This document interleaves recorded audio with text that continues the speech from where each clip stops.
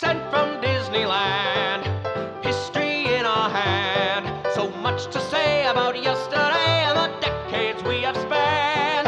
Postcards from the park, this journey will embark. See what has changed and what remains on Sent from Disneyland.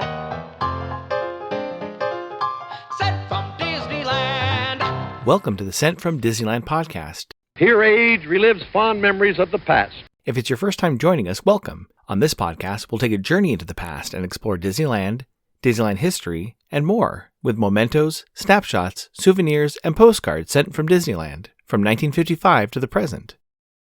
Let's start by thanking my patrons from patreon.com. You can join in at any level to support the show and receive snail mail from my trips to Disneyland and from my desk, plus some sneak peeks and bonus content. Special thanks to Random Olive, the first patron to this podcast, and to the rest of the e-ticket patrons, Tania, Eric Daniels, Monica Seitz Vega, Bill Dreffel, Scott Cagle, Russ Romano, Michael and Christina Cross, Angela Reynolds, and Sheila Harry. C-ticket patrons Serious Inquiries Only, Debbie Weinstein, Jennifer Schneep, Grace Coate, Patty Wolin, Ben and Noel Bruning, and Greg Gorley. B-ticket patron Joshua Bell, and to the A-ticket patrons Elise Sharp, Zealot Infinity, Alexis Robles, Angel DeBlock, Daps Magic, and the Beyond the Railroad podcast. I am your host, your post-host Clocky, and today we have 2 postcards sent from Disneyland. The front of our first postcard has the E.P. Ripley pulling into Main Street Station. Below is a floral Mickey Mouse and posters for different attractions around the park. On the back it reads, "Guests entering the Magic Kingdom are greeted by a floral Mickey Mouse and the Santa Fe and Disneyland Depot, where a scaled-down model of a passenger train of another era puffs out of the station to take them on a scenic tour of Disneyland. It's postmarked June 26, 1967, with the San Diego cancel and a 5-cent gray George Washington postage stamp, Scott number 1213. I assume they visit the park on Sunday, June 25, 1967, when park hours were from 9 a.m. to midnight. The weather was a high of 75 and a low of 60. It's addressed to Miss Beth Hancock of Findlay, Ohio. It reads, Dear Beth, I was sure glad to get the graduation card and pictures. You sure have grown up. I've had a good time at Disneyland, rode this train, and lots of other things. Love, Amy. Amy got to be at Disneyland on the opening day of Circle Vision 360. On this week's episode, I thought we'd do something a little different. I wanted to give a review of Disneyland Handcrafted and add some bonus media to further enjoy the early days of the park. I'm always skeptical of a new Disneyland documentary. Even after watching the trailer for Disneyland Handcrafted, I was intrigued, but still a little cautious around expectations. After getting some early positive reviews from friends who saw the media previews of the documentary, I got a little more excited. The day before its release on Disney Plus and YouTube, Mr. Daps from Daps Magic and I recorded a Photo Nix episode focused on details of the park to connect with the focus of the movie. On January 22nd, I was finally able to watch it at home. From the very beginning, I was hooked with the amazing visuals and storytelling. Leslie Iwerks, granddaughter of Ub Iwerks, produced a distinctively styled documentary. There are no talking heads, experts, or historians. The narrative is driven by some clips of an interview with Walt Disney and the Disneyland television show, along with audio clips from 20-plus Imagineers, past Disney employees, and some friends of Walt. The narrative starts around July 1954, a year before the park would open, and follows the building of the park through opening day. The most incredible part of the film is the visuals. The archive footage of the park being built, some I've seen, and I assume most Disneyland fans have seen in other short features like the Disneyland 50th Anniversary show with Steve Martin, have been expanded to longer clips that we've never seen before. The construction footage is placed in chronological order and shows the slow progression of the build. There are also some amazing audio clips dispersed throughout the show. Again, some I've heard before, and some stories that have become legendary. 2 water-based examples include the disappearing water of the rivers of America and the last-minute plumbing issue that gave Walt the choice between having working bathrooms or working drinking fountains. Some of the audio clips I'd never heard before, and it was great to hear Dick Irvine, Harper Goff, and Roger Broggie talk about these trials and triumphs.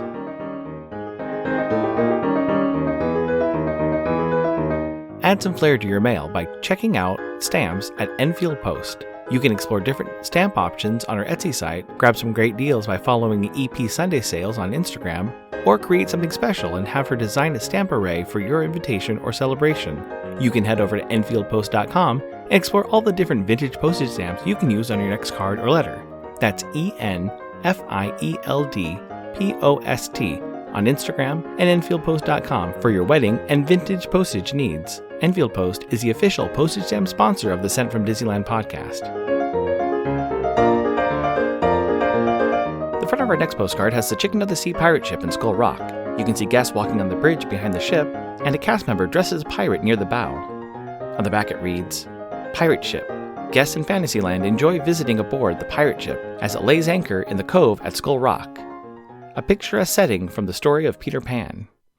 It's postmarked July 18, 1972, with an Anaheim cancel and a 6-cent Eisenhower postage stamp.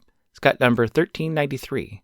I assume they visited the park on Monday, July 17, 1972, when park hours were from 8 a.m. to 1 a.m. The weather was a high of 84 and a low of 64. It's addressed to Mrs. Sarah Eisenhower of Hershey, Pennsylvania. It reads, Dear Grandmother, we were just on this ship. Mom and Dad will keep you in the news of our trip. Still having great time. Love, Laura Lee. Laura Lee and family visited the park on Disneyland's 17th anniversary. Continuing with the audio narrative, I was impressed that it didn't shy away from the struggles and fears of the park opening, including the threat to move the park opening from summer to fall and the money problems as well. I love the flyover footage of the park through the years. It's great to see the park forming and knowing the shape carved out in the dirt would be the two large Fantasyland show buildings, or the rectangular shape next to the Rivers of America would become Fowler's Harbor. A few small things to look for when watching it include the mailbox in the opening montage, Ward Kimball helping with the design and manufacturing of the Disneyland Railroad engine, and look for the Fantasyland canal boat in the Rivers of America. I assume they used the canal boat to help with the final construction of the Mark Twain and needed one more boat in the water. The other thing to really take notice of is the use of the Opera House as the wood shop. It was astonishing to see how much and how big they could build back there. They would then take the object from what is now the parade doors and move it down Main Street to any part of the park. Back on episode 331, Sent Under Skull Rock, I mentioned the Chicken of the Sea pirate ship, which is in this movie, and does make an impressive voyage from Main Street to Fantasyland. I've watched this documentary twice now, and will be watching again soon. I agree with my friends, this is a must-see. I hope for more footage from the archive and an expanded history of the park. After watching the second time, I pulled out my Disneyland Treasures DVD of Disneyland USA, which included the Disney Story broadcast on October 27, 1954, and Dateline Disney, which was the opening day television show of Disneyland. It also includes the 10th anniversary special, which shows some of the early days of the park. They were a nice companion piece to Disneyland Handcrafted, especially the opening day broadcast. I also grabbed the book Presenting Disneyland, which shows some amazing color photos of opening day. If you enjoyed Handcrafted, also check out the latest PhotoNix episode titled Handcrafted Disneyland. I was amazed how the photos I chose for the episode really capture some of the detail that is shown in the documentary.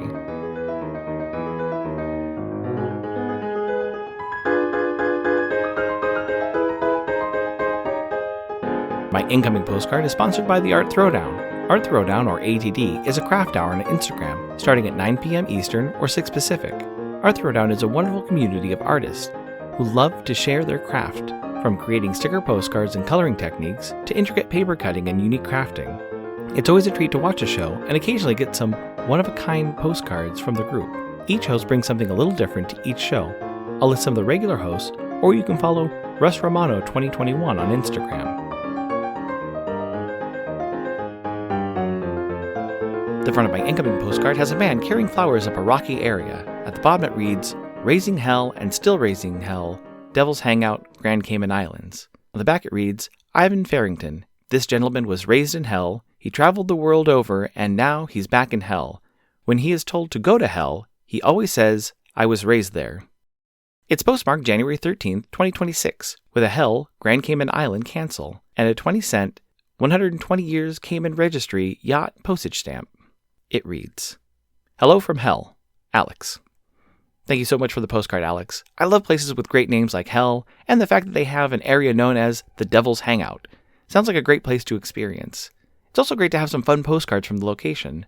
I was underwhelmed by the postcards I found last week during my trip. I found some postcards and sent around a dozen, but didn't find anything too fun or unique. Every store had the same 20 designs. Some were for Nevada, and some were for the Grand Canyon or Hoover Dam. I did have some fun sending postcards from the airport on my way out. I just need to find some vintage postcards before traveling, so I have something cool to send.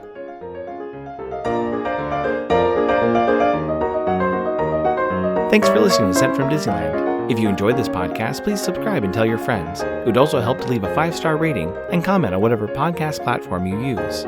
If you'd like to support the show financially, please check out our Patreon page at patreon.com/sentfromdisneyland. You can find me on Instagram and TikTok at Sent from Disneyland, or my website, sentfromdisneyland.com. For questions and comments, send me a postcard addressed to Sent from Disneyland, P.O. Box 44, Hood, California, 95639. This podcast is not affiliated with Disney, the United States Postal Service, or any post office or Disney-related properties. Opinions expressed on this podcast belong to the host and guests of the Sent from Disneyland podcast. This podcast is produced and edited by Clocky McDowell, website designed by Misty McDowell, theme song was written and performed by Noah Sunday Lefkowitz. Take it away, Noah.